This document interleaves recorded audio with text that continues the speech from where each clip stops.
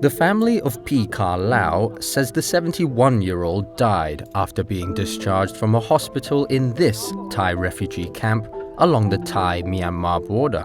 The hospital is run by the International Rescue Committee. The NGO shut down the facility following a move by US President Donald Trump to freeze nearly all of the foreign aid that Washington provides. As a result, many NGOs and the people they serve are in limbo.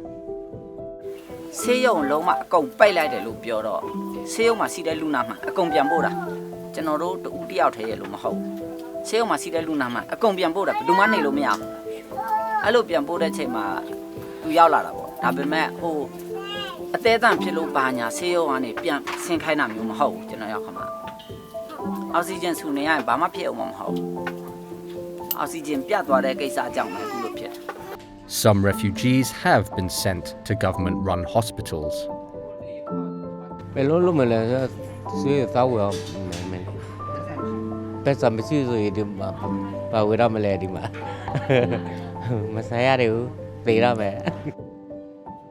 The United States Agency for International Development, or USAID, is the country's primary agency for foreign aid. On February 3rd, the Trump administration announced it was merging the agency with the State Department as part of efforts to downsize the government. USAID, run by radical lunatics, and we're getting them out, and then we'll make a decision. Tech billionaire Elon Musk has been tasked by Trump to carry out the cuts. On his social media site X, Musk declared, "We're shutting it down." Within hours, federal officers blocked employees and lawmakers from entering the USAID headquarters in Washington. Days later, a US judge temporarily blocked the plan to put thousands of its employees on paid leave, at least until February 14th. Washington has been the world's biggest foreign aid donor. In the 2023 financial year ending in September, the US spent $72 billion on foreign assistance. One Washington-based think tank pointed out that the amount spent on USAID represents a fraction of the entire US budget. In the last recorded year, USAID managed about $40 billion in US foreign assistance, and the total of US foreign assistance hovers around $60 billion. All of that is relatively small in terms of the US budget. It is less than 1/100th of the US budget. There are lots of reasons to care about US development and humanitarian policy, but its relative size as a share of the budget is not one of them. The US has helped fund a wide range of aid projects, from clean water, medication, and food to development support and energy security. Now, some of Asia's most troubled countries are feeling the pain. USAID had been operating in 6 of the 11 countries in Southeast Asia alone.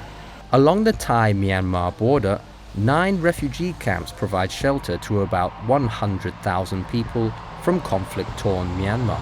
The My La refugee camp had 1 IRC-run hospital and 2 clinics. All of them have been told to shut, according to local authorities and camp committee members. The abrupt move left state-run hospitals scrambling to fill the vacuum.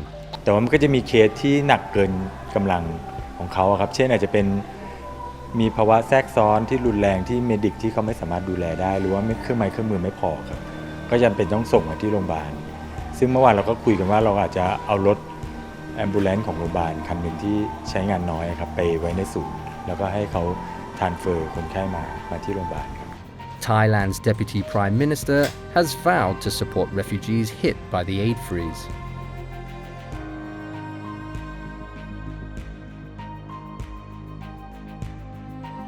But Thai border hospitals are already reporting being overwhelmed by the surge in patient numbers.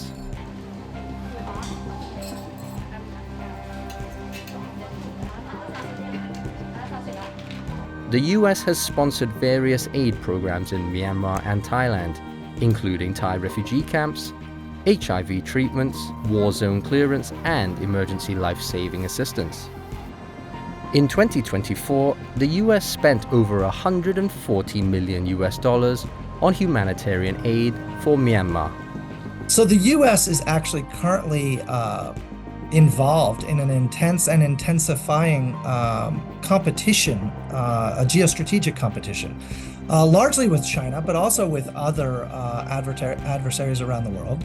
So by taking these steps, these drastic, draconian steps with regard to US foreign aid, it actually could have the effect of ceding the battleground or ceding the playing ground, if you will, and others will very enthusiastically fill that void.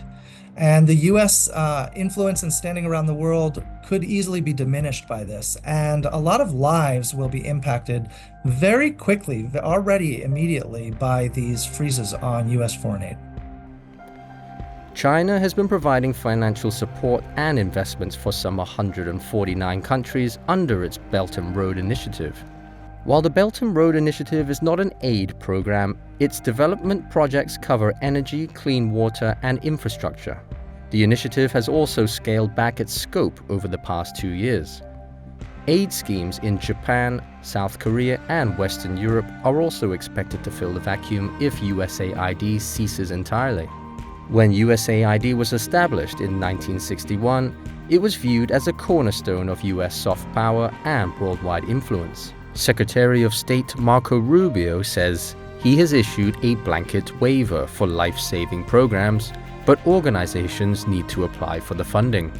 Still, the planned overhaul has upended the lives of thousands of USAID employees, as well as millions of people who depend on life-saving humanitarian aid.